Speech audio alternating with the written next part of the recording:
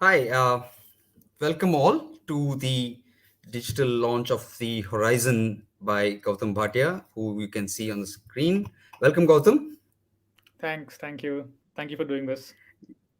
Yeah, no, my pleasure is mine. So, for those of you who've read The Wall, you know that the Horizon is something that we've been waiting for a long time. For those who haven't read it, why? Because it's a fabulous book, and it's not just for fans of science fiction and fantasy. It's for anybody who likes a really well-told story. It's the story set in Sumer. uh, it's a walled city, and the wall encircles the city, and it's been there for thousands of years. And the people of Sumeria have sort of made their peace with it until this young bunch of radicals come along called the Young Tarafians, who have their own ideas about revolutionary ideas about freedom and all of that. Especially the protagonist Mithila. So we see revolution, we see history, we learn about economics of it. At the heart of it is a mystery. So in that sense, the wall is also a mystery of sorts. So who built the wall, and why can't we get it, and how did it come to be? uh, there are lots of themes like that running across about freedom and language and seeking. uh, and it was quite well received, it was quite acclaimed. And what happens at the end of the wall is, I'm not going to say how, but Mithila does the unthinkable. She escapes the wall, and on the other side of the wall, in her search for the horizon, which is the book we are here to talk about. It's nice and shiny. Gautam, uh, the wall was well loved. All the people who I know who read it loved it. It made it to the Locus recommended list for best first novel. So how was it writing The Horizon? I mean, was it a question of no pressure? That's a really good question because I was actually writing lot of the Horizon was being, or at least being edited or rewritten while I was seeing the reactions come into the wall. So it in that sense it was a I think there's a lot of like trauma associated with like second writing second books which people talk about. And I think a large part of it actually because you're seeing how people are responding to book one as you're writing book two, and of course people have a lot of things to say, and there's certain expectations after book one, and so you know that some of them will be dashed, and then you start second guessing yourself, and should I actually maybe change this plot point, or change the fate of this character because people seem to like them or dislike them so much. And so it's a little hard to kind of tune that out, while you're doing the second book, and just stick to the plan. At the same time, of course, what is important to take on board is critiques about style, other kinds of things, and that is kind of very helpful because then if you know some things that aren't working, then you can at least try and fix them as you're doing book two. So when you're writing book two, you're always in dialogue both with book one and with the way the world is responding to book one. So it's very interesting as a process that way. Right. I mean, glad you did whatever revisions it did, because the end result, I absolutely loved it. Uh, right. It raises a lot of questions, but it also, I mean, leaves a lot of thought for you to chew on once you're done with the book. But at the same time, it answers all the questions that were raised. It resolves the mysteries, and there's a lot going on in it. Uh, One thing I also wanted to ask you is, while you were writing this, there are lots of songs and poems Mm. in the horizon, which also speak to the what shall we say, the unsaid feelings of the characters, speaks to the history, and fills in some background. So how was it like? Not one is writing the prose, but also donning the hat of a poet, and of writing the songs. Yeah, so I think this is a blessing or a curse that everyone who starts reading fantasy with Tolkien has to reckon with, because the poems and the songs are such an important part of the Lord of the Rings. I mean, they're so integral to it that when your mind is being shaped when you're first entering fantasy, if that's how you enter it, then in your head, like songs and poems and oral culture is just inextricably connected with the story you're telling. And of course, the thing about Tolkien's poems is that technically they're very sound. I mean, so he he follows like certain techniques of writing poetry in terms of the meter, the rhyme, and so on. So he's I mean, his poems, his fantasy poems are not free verse or abstract poetry that is perhaps in some ways harder to pull off in some ways, but follows a very specific pattern. Almost like music, right? And so then you're forever into that frame of mind when you're always thinking of what would be the music or the soundtrack or the songs or the poems that would accompany the story and the characters' feelings. So I think basically. I mean, I blame Tolkien for this. And if you've seen, I mean, the poetry in the Wall and the Horizon is pretty much classical fantasy poetry in that way. It tries to get a certain rhythm, a certain song-like character. There's a poem midway through book two that is a tribute to Mervyn Peake's Gormenghast trilogy, the famous horror trilogy, where there's a poem about the feelings the character had about being in the castle of Groan, and I follow the same meter. So the poetry and the songs in the book are kind of talking to a long tradition of there being of poetry being integral to fantasy. Yeah, and like I said, I mean, they just came at the right place and served the right purpose in terms of whether it's the song of the rebels of the builder and all of that. And uh, the I mean, since you mentioned Mervyn Peake was an influence on that poem, I mean, that's one of just so many influences, because I took a look at the appendix and it's what, 9 pages long. Again, blame Tolkien for appendices in books. There's a lot to blame No, him but, for. but, but This is yeah, one thing as well. this appendix was full of, and I like the way you broke them down into sections of where your influences came from, in for the events, and for the poetry, for the language, right, and for revolution, which are all the themes that run through the Sumer duology. So for the benefit of those who uh, uh, would are going to get into the Horizon, do you want to talk a little bit about the influences that shaped the duology? Right. That's a very detailed, detailed question, and No, no, the I mean, influences yeah, are so many. it's nine page Yeah. appendix doesn't mean a 20-minute answer. So Yeah, this of is the course. chief Yeah. influences, So I think because that I think that sorry.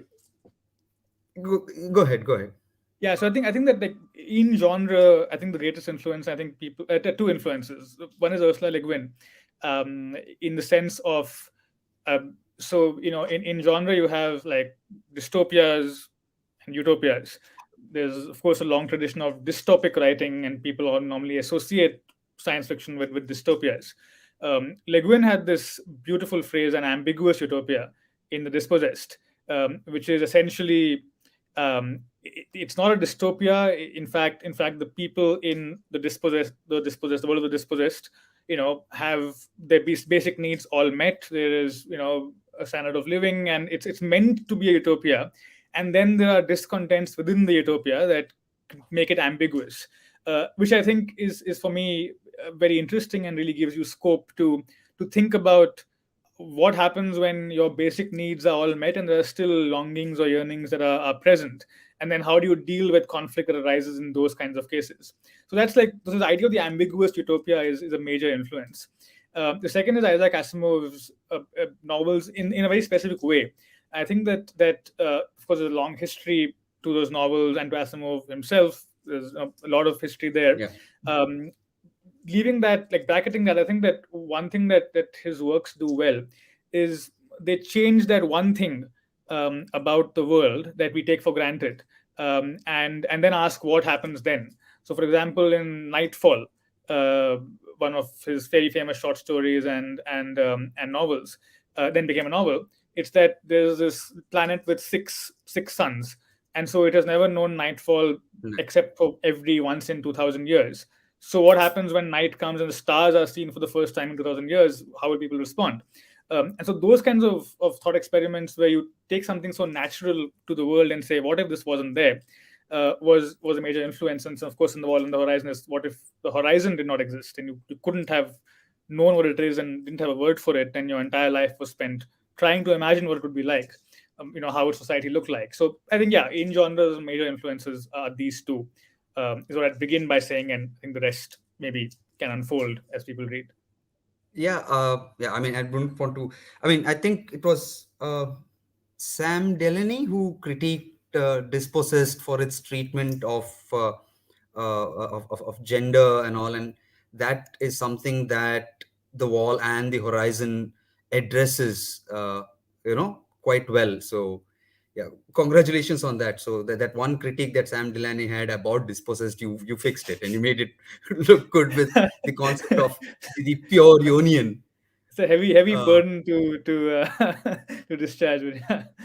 no, true. I mean, but you pulled it off quite well. The relationship that Mithila has and the concept of the pure union, and given the fact that the wall, can only Sumer, the city, can only sustain so many people. So logically, it would make sense for people to look at same-sex relationship favorably, as or as a pure union, as you call it in the wall, which is what I loved. The detailed world building that went into it. So was that the lawyer in you looking at all the small details?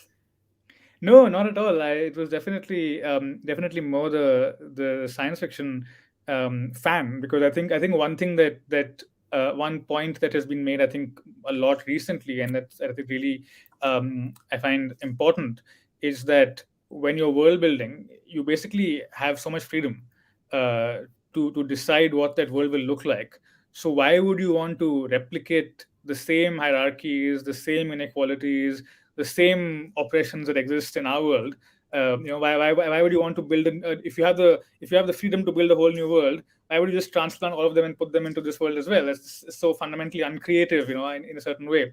And so when you have the chance to play around with what, say, a queer normative world might look like, it makes sense to try and at least try and think through those things and write those things. And maybe it may work, it may not work, but at least the world building gives you that freedom. So let's use it to the maximum that we can.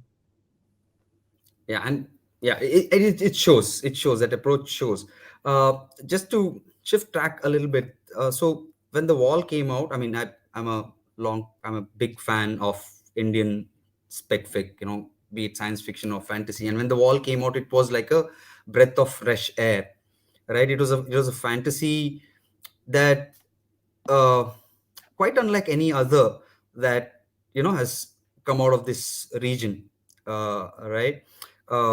There were just those little hints of being influenced by Indian mythology, especially Samati and Garuda, or in the names of the characters, or in the concept of Smara, which reminds me, I mean, the for those who read it, the wall talks about the concept of Smara and yearning and longing, whereas in Horizon we get a completely different perspective on Smara. That's just a digression. Well, I'll ask you about that, Gautam. I'll ask you about that. But my question, where I was going to before I, you know, uh, went down this other path, was that it was unlike any that we've seen in recent years here.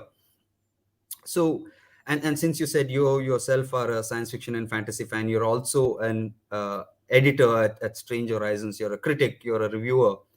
Uh, where would you sort of situate the Sumer duology in the larger picture of contemporary Indian spec fic?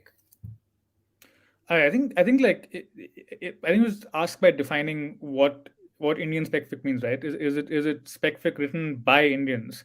Um, and definitely a spec fic written by an Indian, and in that Yeah, sense, no, it's no, a okay, spark okay, of yeah, yeah, yeah. yeah. That's that whole thing. So when I say Indian Yeah. SF, I mean uh, books, stories written by Indians for Indians. Okay, hopefully primarily published here. All of Yeah. these three criteria, the Sumer duology, Wall, and the Yeah. Horizon, ticks all these boxes. But at the same time, have this sort of universality, Yeah. right? As any good SF story does, that it has, universal appeal, right? Yeah. I mean, the way the Wall has been acclaimed. I mean, I remember Gary K. Wolf. Oh, it's right here. I mean, Gary K. Wolf from Locus, who's a well-known critic, calls it a deeply intelligent and thoughtful intellectual adventure that raises some fundamental questions in a strikingly original and provocative way. Now, that's not limited to any Yeah. region or any demographic or a psychographic, right? Samit Basu calls it delightful, high concept, and intent, Yeah. intensely Amit was relentless. right here in the audience, but yeah. So He is. Oh, okay. yeah, he's Uh, already right. commented So on that's your got anime nothing to do with, style but blue glass reflection. Yeah. yeah. So it is completely universal in its appeal that way. Yeah. But it's Indian SF, going by those three things Yeah. I listed. So now that's out of the way. Yeah. So where would you No, so situate? I think that's the thing, right? So first of all, like when all of us were growing up, in India, right? Like the literature we had access to, right, was precisely the science fiction literature was precisely the kind that raised those what you call universal questions and tried to answer them in howsoever limited, narrow way, but still it raised them. So I'm thinking back to the bookshelves when I was 10 or 11 years old. So I mean, the first book my parents got from me, science fiction, was the first Foundation, which now is in the news, for No. interesting reasons. Yeah. So I began with Foundation, and that pretty much is one of those books that raises those big questions and then does answer them in a dodgy way, but it does try to. And then there was Roger Zelazny, Gene Wolfe, Ursula Le Guin. So it was all they were all books that raise those questions of the cosmic scale, right? And still now you go, you'll find Ian M. Banks and all those people. So on the one hand, these are your influences. On the other hand, of course, because you're growing up in India, you're born in India. Obviously, Ramayana, Mahabharata is part of daily life. It seeps into you, and so there is this hybridity to the influences that are acting upon you in ways that you're not even conscious of, and you tend to internalize. And so then when you turn to writing science fiction, both those influences are playing upon you. So I think the Indian part of it comes in the sense that being born in India, growing up in India, there are cultural reference points, that are always acting upon you and are always in your mind. And then, of course, the literature you've read is also acting upon you. So I think that's kind of ultimately what ends up characterizing not just my work, but of course the work of others who are writing alongside me, Samit, Lavanya. You'll hopefully soon see Prashant Srivatsa's book out, Spicegate. Hopefully, like soon. And so I mean, so I think that's what characterizes all of us. Like it's these two sets of influences that are kind of blending to create that hybrid kind of work.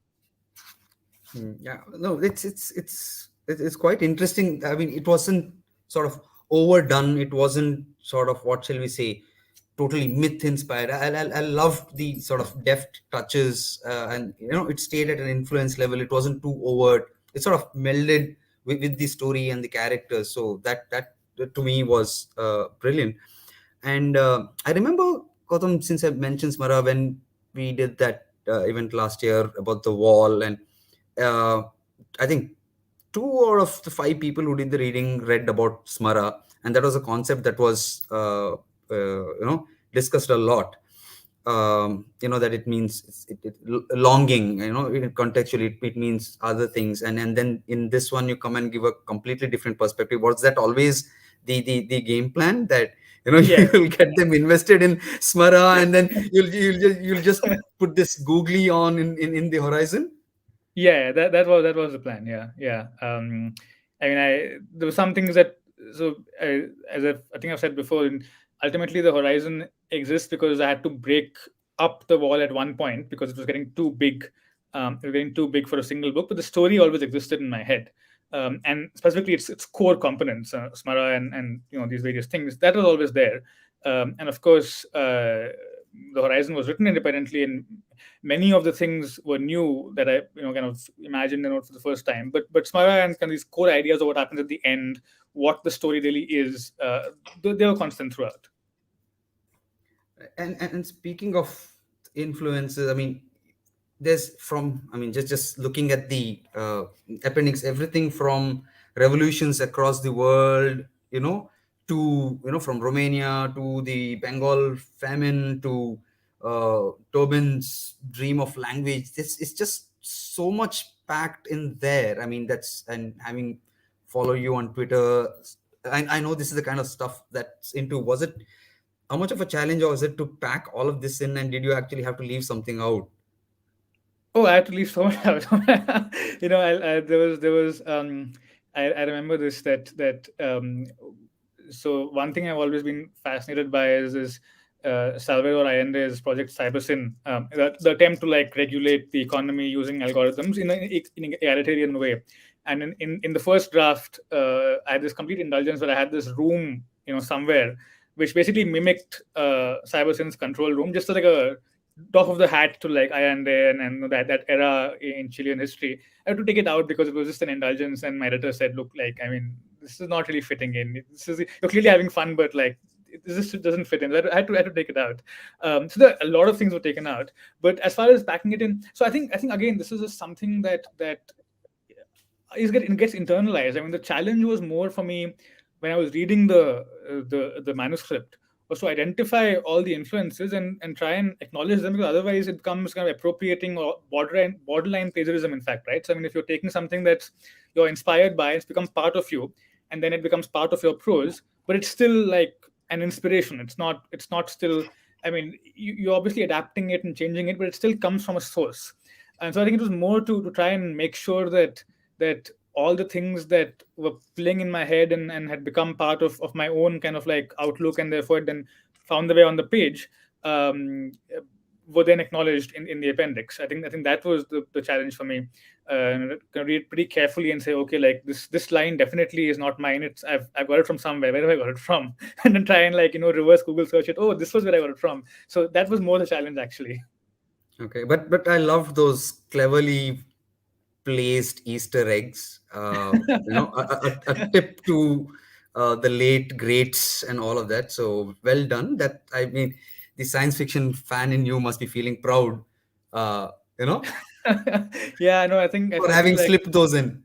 yeah, I mean, again, I think you have to like be a little. So I later found out that, of course, the Blade Runner, right, Tears in the Rain, iconic scene.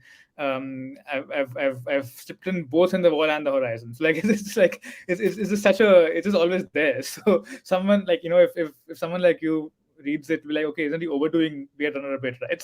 So there's always that risk as well. Right. So yeah, I mean, maybe someday you can do an annotated Sumer duology. This is what it's supposed to, this is what it refers to. This is influenced by this event in this point in world history. To know more about this concept, read this book. You know, in between writing a few other books, and probably Well, it'll probably take you one weekend or something like that. there was this wonderful annotated edition of Alice in Wonderland, where the annotations exceeded the text, because like literally every line in Alice in Wonderland refers to something, like some concept somewhere. So Martin Gardner has this annotated version where literally like the book is like the annotations exceed the book size. So yeah, there's always scope for that.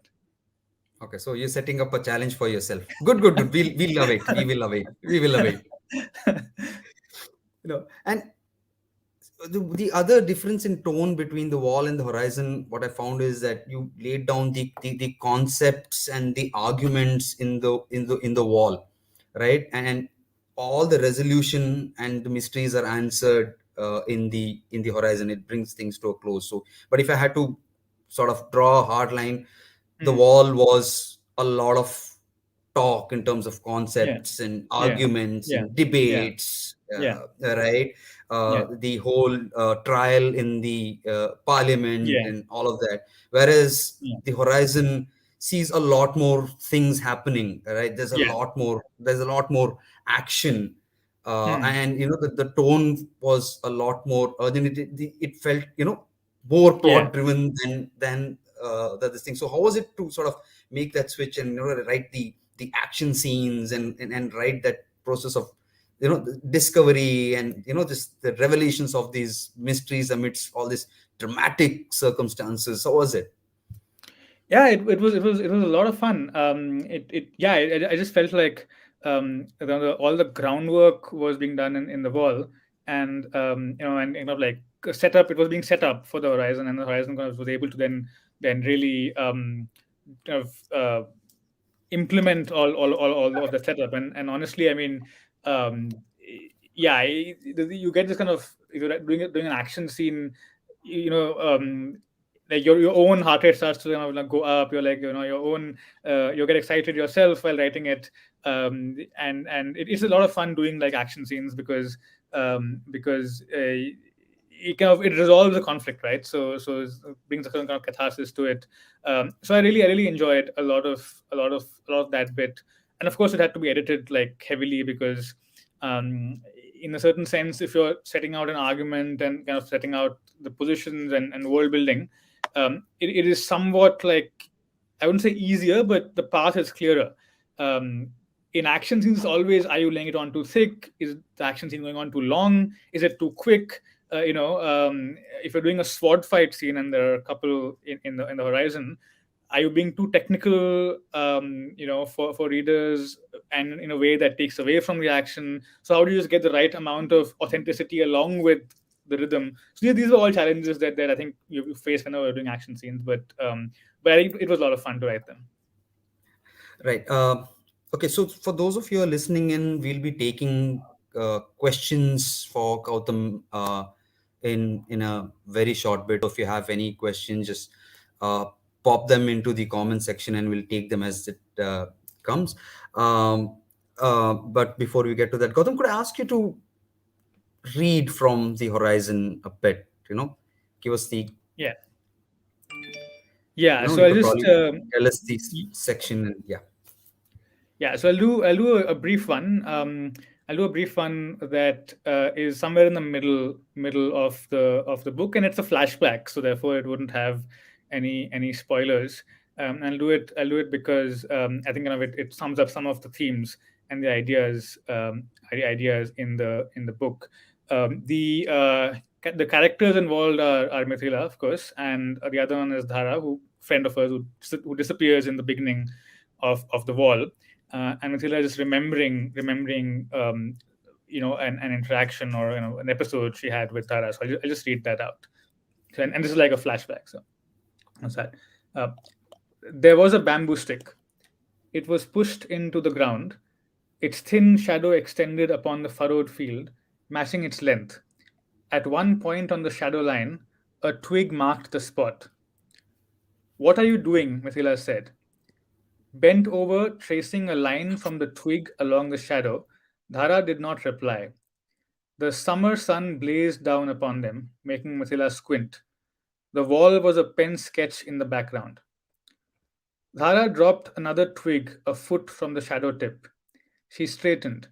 Mithila saw her place her left foot on the first twig and her right foot on the second.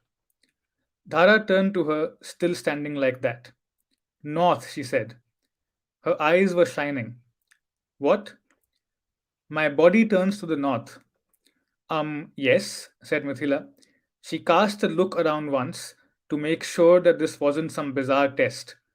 The towers of rebirth were to her right. The map of Sumer was in her head. And yes, that meant Dhara had her back to the river. North, Dhara repeated, looking at her intently, as if she expected a reaction. I know. So? Dhara pushed a strand of hair out of her eyes, a familiar gesture. Don't you see? I see a bamboo stick. I see you standing there. I hear you saying north, north like you invented directions. What, Dhara? Oof, Dhara huffed. Mithila, Walrise is from the east. Or rather, East is what we call where wall rise happens. Yes. So as the sun travels from wall to wall, east to west, shadows will travel the other way. And if we want to know where north is, we follow the path of the shadow. Mithila's eyes began to glaze. Dhara, we know what north is. We do? Go on, tell me, what is north? North is, she began mechanically. North is what you face when the quarries are to your right, like now. North is when you stand at right angles to the rasa's flow, when your back is to the mandalas and the farms are before you. North is full marks, well done. Now tell me north without naming anything of Sumer. What? It was as if her mind was pushing up against something opaque. That makes no sense. We understand. Don't you see what I've done? Tara said softly. She gestured at the stick, the shadow, and the twig. This is north everywhere. This is not in terms of Sumer. You see, when there is no rasa, no forum, no wall, this will still be north, always. Mithila struggled with the concept. North everywhere, always, she said slowly, running her tongue along the unfamiliar combination of words. They made her dizzy, as if behind them there was something too large to contain. And we need this, Dhara smiled, when we go and chase the sun. Yeah, so that's that flashback that again sums up what the world looks like and trying to imagine a world that doesn't look like that by taking that one thing away. And glad you brought out that sequence in Mithila and Dhara, and there one thing that I've felt, and lots of people whose opinion I respect said that the wall was quite an emotional read, and the horizon more so. And somebody also sort of in terms of its emotional impact compared it to the traitor Baro Cormorant, which is quite the comparison. So this the and if you've read the wall and not read the horizon, there's a lot of emotional ups and downs coming for you, so brace yourself for that. So I mean, you did say that you kept a few characters, or in Hmm. this rewrites and all of that. So how was it to sort of write the relationships of it? I mean, the relationships are so complex in the wall and the horizon, whether it is Yeah. between father and daughter, or daughter and brother, friend, Hmm. partners. How did you manage that complexity, and who did you decide to make the good person, who to make the bad person? Well, I think first of all, at the end, there are maybe there are a couple of like bad people, somewhat unambiguously, but more broadly, like I think yeah, I didn't want to make anyone good or bad. They like I said in the wallet, well, I want everyone to have like a good argument, like a good argument for what they're doing, a good argument for their motivations. So no one's like really bad in that way. The antagonists look like the antagonists in the wall also should have like reasons for what they're doing, not just like mindless villains who enjoy inflicting pain, who enjoy like being villainous like that. That's again like so uh, tedious. As far as relationships, I feel like I should say first of all that everything in the book that works is the work of like really patient and detailed editing. And that's so the things that you think are good or work well, they're not at all like that in the first draft. They're like extracting teeth in the first draft, and then like the editor comes and like just takes the best stuff of the neck and really makes it into something that looks good at the end of it. So there's a lot of like back and forth that goes on before it finally emerges in the way it does. But I think that I think for me, if you stay with the world long enough and characters long enough, like ultimately their motivations take over, and then there is a logic to it that just goes on its path. So like betrayals or friendships, or like how a larger political context makes people change their behavior, fall out in the horizon. There's a lot of actually a lot of things in the horizon are about how the way the city changes after Mithila leaves drives characters to do things that they otherwise would not have done, and then that ultimately distorts or skews their relationships with each other. I think that a lot of it is driven by characters themselves. Once you know them well enough as a writer, once you spend time with them, then it's them who are taking over. It's them who are telling you the next move, and that ultimately is what shapes the story. So I think that's the way, at least it works for me. Okay, before we uh, this thing, I just wanted to say that, you know, Horizon sort of closes the Sumer duology quite well. It answers all the questions, solves all the mysteries quite nicely. Um, but it just leaves that little, the door open just a Yeah, smidgen, yeah. right? So, it, and all things notwithstanding, will the Sumer duology be a Sumer trilogy? I'm working on something new, entirely new and different now. So not immediately, but I think that I don't know how I feel right now, and it's not been too long since I finished the Horizon. I don't think I have enough distance from it yet to really know. But I think like I'd always love to come back to this world. Whether I can or cannot, I think depends ultimately on very, very prosaic commercial factors. So if the duology is at some point taken up, finds larger audience, beyond our immediate Indian context, if there is demand for something more, and if someone approaches and asks for something more, then yes, I'd love to at some point maybe come back to it. But yeah, if I think whether or not it happens is not really up to me. It's not about like whether I want it, but it's just like very hard nosed commercial factors that will determine if this goes on later into a trilogy at some point in the medium term future. Correct. And that's when you're reminded that, you know, life is not a fantasy and harsh reality, and, you know, capitalism, Yeah, economic factors just stare at you, and you're yeah, like sort of shaken back into, you yeah. know, The industry, facing as to say, yeah. the industry. Right. So we'll take some questions if they've, I think I'm just going through some of the comments. Right. Harshil asks, from where do you get the idea for the plot and the characters?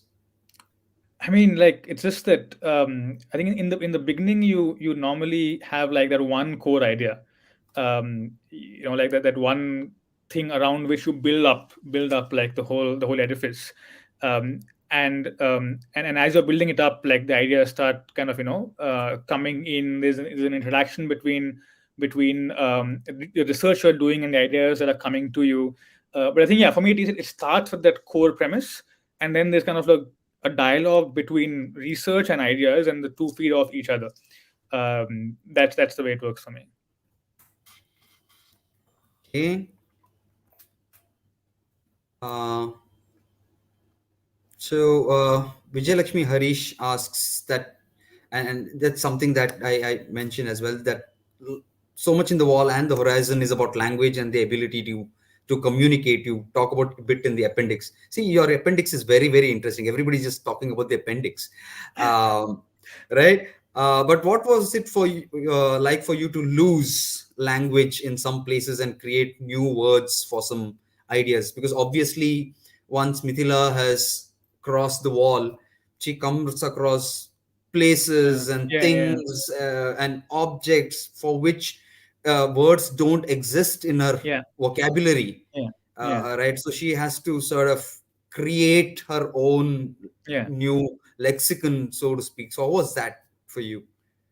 Yeah, I mean, so I think this is a really great question. So of course, some of it was a constraint while writing. So I remember at some point I'd written for an episode that the character froze, or like or someone says that "Nah, I froze," and I went, okay, wait, like there's no snowfall, and there's no like ice in a very temperate city, right? And they don't know what ice or freezing means actually. So they couldn't actually be having a word for frozen. So I have to think of something else. So so there was that constraint while writing. But of course, I think a lot of fun was had when this happened. That so Mithila sees something, and there's no word for it because it doesn't exist in a world within a wall. So she has to invent a word on the spot that kind of captures the essence of it, which is actually pretty much. I mean, a lot how language evolves, right? Like that you see a new phenomenon, and then you need to find something. So you draw upon your existing source of words, storehouse of words, and try and find something combination of previously existing words, which she does at one point of time, and then knows it's really bad because it's just like such a prosaic way of saying what she's experiencing. She herself knows it's unsatisfactory. But that's, I think, how languages evolve, right? And I think the difference here is that suddenly, instead of it evolving in an organic or a natural way, suddenly you have this whole range of new sensations that you need new words for. So it's not organic in that way, but you're faced with the idea of actually inventing it on the spot. And yeah, some of my favorite moments from the Horizon writing were when she's trying to find out what word might we use that would adequately describe this particular feeling or this sight. Of course, horizon as a word is kind of itself. The book is called the Horizon, and the horizon is something they never know what it is, and they're chasing for it throughout the wall. Yeah, and many other similar words. Yeah, I mean, even in the wall, for example, I mean, she doesn't have the concept of the horizon, and Garuda just takes her to the lake, and Yeah, just sort of explains yeah, what the horizon is. I mean, how do you explain something that you cannot see? yeah. That was something, this thing, and the way you did Smara. Uh, um, Samit Basu asks, okay, right. Ayush Srivastava asks, what do you understand by character arc and development, and how do you approach it?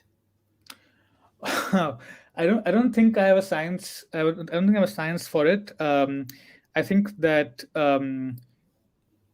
for me, the way I work is that it's I think of or I think of events or like instances or like happenings, and character arc is through the way characters respond to it. And I discover more about them as I write their responses. And then, of course, in editing, you go back and make those responses consistent over time, and you do all of that. I think that the one way of writing is that you have a character with a backstory, an origin story. What they're doing in the book links up to the origin story, and is consistent throughout. And then, of course, like there's an after story that where they go after the events are over, and that's a very detailed like arc that goes from beginning to end.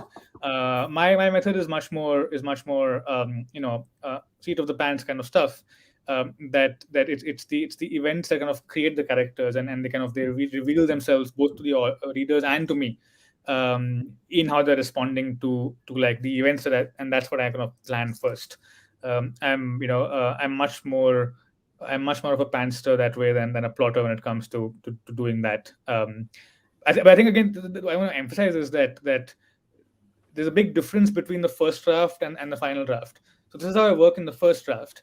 But of course, when you're editing the draft and you're rewriting all of that, then you have to at that point say, okay, I mean, the character is behaving in this way. So what are the motivations?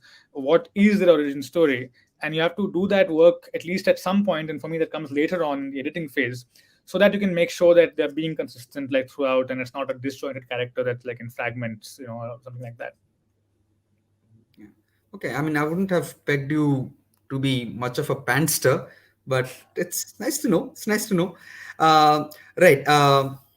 Samit Basu asks, you produced the Horizon remarkably soon after the wall. How much of it was already in your head, and how much did the plan change while writing? You answered it in some form, but Yeah, the ending was in my head. The ending was in my head. The path taken to get to the ending was also in my head.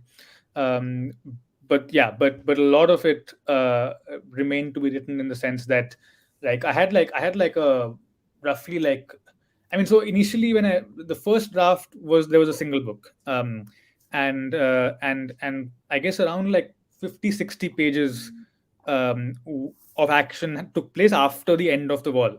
It was basically I had that base to work with, so there was like, and that spine kind of remained the same, except that the difference was that it was entirely set within the city. So the entire part of Mithila being beyond the wall, that was written from scratch, from completely fresh. A lot of the stuff that happens within the city, I had some idea of what would happen and how it would pan out. But again, there's a lot to build on as well. right. So I think there aren't any other questions. If anyone has it, this is your chance to write. Bhagya Somashekar, that's quite the long one. So, how much of your work as an academic scholar impacted writing the duology? Yeah. So I think there are a couple of things here. If to the extent that my academic work is like professional, as in terms of legal work, that like I keep a very clear separation for many reasons. I think one is that the form of legal writing is very different and in many ways opposed to fiction writing. Not least that in good legal writing, you're looking for this extreme economy of style, like very direct, like no scope for ambiguity. At least that's my approach. Whereas in fiction, like the whole thing is like suggestion, indirect, being indirect, and so on. So I keep the legal part of it like firmly out, and especially the legal form of writing and academic legal writing. In fact, this is my PhD supervisor always says that writing legal writing is not like writing a mystery novel, because you don't want to keep your readers guessing. You want to tell them at the beginning where you're going and how you'll get there, and then to show them how you'll get there. Whereas, of course, like in fiction, in many ways it's the opposite, right? You do want to keep the readers guessing, not too much, but to, to a reasonable extent. So I think in that sense, there's I think a very conscious separation between the two academic forms of writing and fiction writing. But I think that there are other kinds of writing that you can maybe in some ways academic, and what I'm thinking of right now is Black Jacobins, the CLR James book, which is well, it's a history book, but it's written in this really committed, engaged, and in admittedly partisan way, where he's clear that he's not looking for like historical detachment or historical like distance, but he is on the He's side of invested. Black Jacobins. Sorry. He's invested. Yeah, he's invested. Yeah, and his prose kind of then reflects that investment. So I think that if you're looking at that kind of academic writing, which I haven't done myself, but which I really enjoy reading, then yes, the kind of the flow of events, the taking like kind of the longue durée and taking like the big picture hawk's eye view of like the changes happening, the evolutionary changes happening. I think like that kind of writing definitely would have an impact on this as well. The law not being labyrinthine and vague. No, that's a fantasy for you. You know best, right? So you're the Yeah. you're the legal eagle. You're the expert. I'll take your word for it. Uh, right. So Asaveri asks, what's your next fiction project and how are you planning to make it vastly different from this duology? Well, I've basically gone from a world that's contained within a wall and a single city to like an entire galaxy. In kind of much more the classic science fiction. I wouldn't call it a space opera, but more classic I science was about to fiction. ask. I was about to Uh, ask, is it space opera? it's not. Well, I wouldn't call it. It's not a space opera, but it is like kind of galactic fantasy in that way. It's basically it's set in a galaxy where humans and sentient octopi have created a joint civilization, which is anarchic and very plural and so on. And I'd say it's somewhere a cross between culture series on the one hand and the dispossessed on the other. And yeah, there'll be lots of octopi in that book. Yeah. Okay, please finish it soon. You said all the right words. Culture, dispossessed, octopuses. I mean, cephalopods are always welcome. You can't have enough of them. Enough of octopi. Yeah, no, I agree. I agree. Please finish it fast, right? I'm trying. Yeah, no, and the point that Samit Yeah. made, that the horizon came out quickly as soon as the wall was done. So thank you for that as well. I mean, the only thing worse than people not finishing a series is people making you, writers making you wait and wait and wait and wait. You know, as just as a reader, you're like trying to figure out, okay, what the hell happened? Yeah, Because yeah, the yeah. No, wall I know, I ends know, at I that know, I know point that feeling. where Mithila Yeah. has gotten what she always wants, which is to sort of escape and break beyond the wall, and then that's it. And you're like, Yeah, okay, yeah, no, I know. I, fine. I mean, I'm so mad that the Traitor Baru Cormorant like book four is still not out. Like it's just that being so invested in like Seth Dickinson's world, and he's just making us wait for like years for the final act. So yeah, no, I don't want to put anyone through that. Like, yeah. Once if you're done a cliffhanger, then I think you owe it to people to, like, make sure that the cliffhanger is then kind of resolved in a reasonable period of time. Right. Samit Basu is making an anecdote demand. Most surprising thing about publishing fiction so far. Ooh. Most surprising thing. Most surprising thing. Oh, man. Publishing as in, like, I. Fiction.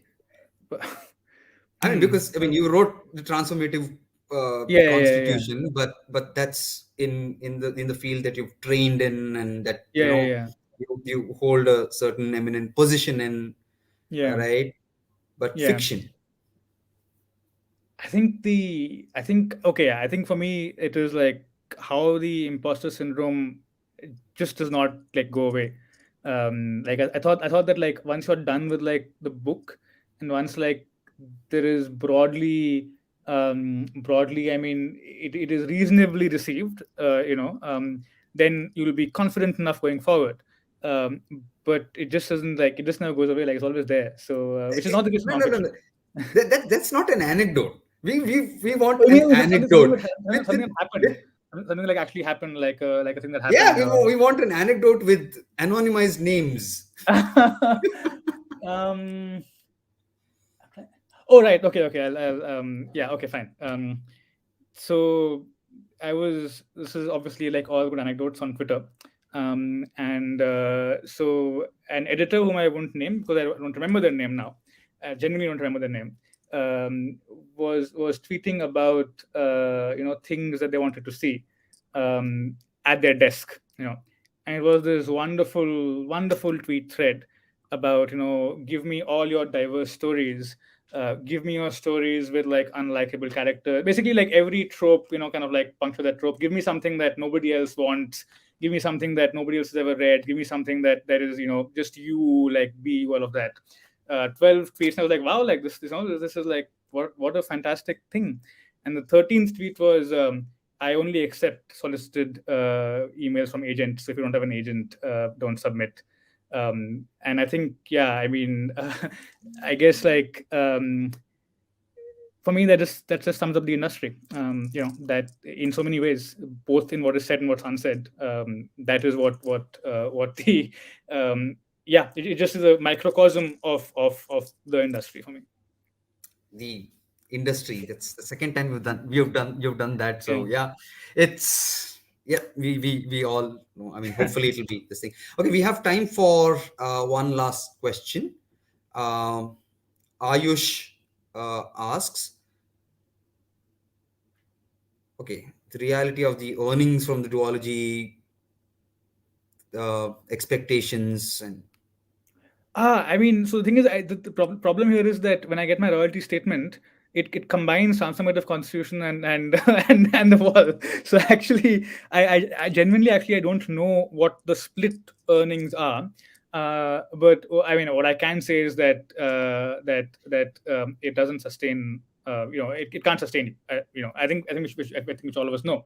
Earnings from fiction, unless you have, reached a certain kind of stature, a certain kind of, like, thing. It's not going to be enough. So I guess, like, what it'll be, um, I think, like, between, roughly, again, thinking of TC and Wall together. And if I were to break it up, I guess, like, well, 15,000-20,000 rupees a year would be what your royalties would be from fiction, from one book. Yeah, that's, I think, what my estimate is. But so as you can see, like, it's not, you so don't quit the day job. yeah, yeah, exactly. And I'm glad you didn't write it for money. I mean, I would love to have money. I would love to be. I would love Everybody to would love that. yeah, but yeah. Right. So yeah, we're just about at the hours mark. Right. So thank you, Gautam, for the Wall and the Horizon. I absolutely loved it, and I see myself recommending it to a lot of people, and it, even more so now that the Horizon is out, it's much more easier to sell the Wall as well as you know as a complete duology for those people who say, okay, I'll only read it once the whole series is over. So thanks for bringing it out so soon, because every to Yeah. each their own. There are Yeah, those fair readers. enough. I mean, So I get that, and being the trade about components, my own thing with it is like, okay, I get what you're saying you want, because I'm so impatient that yeah, it's totally fine. yeah, there are all kinds of Yeah, readers and who read yeah. at their own pace or decide what their reasons for reading all that is. So, well, that's the book, guys. And I think Crossword has put the link there in the chat in case you want to And it's get a available in copy. Crossword as well, is what they've told me, and as well Right. as So, on the website. Yeah. so well, thanks, HarperCollins, for bringing these books out and for organizing this event, and thanks to Crossword as well for organizing and making this possible. Thanks to Tulika and Harshal, who've at the back end made all of this possible. And uh, thanks for having me. Thanks, Gautam, for Thank you so coming much for in doing and this for the from book. Goa. Like, thank you so much. Right.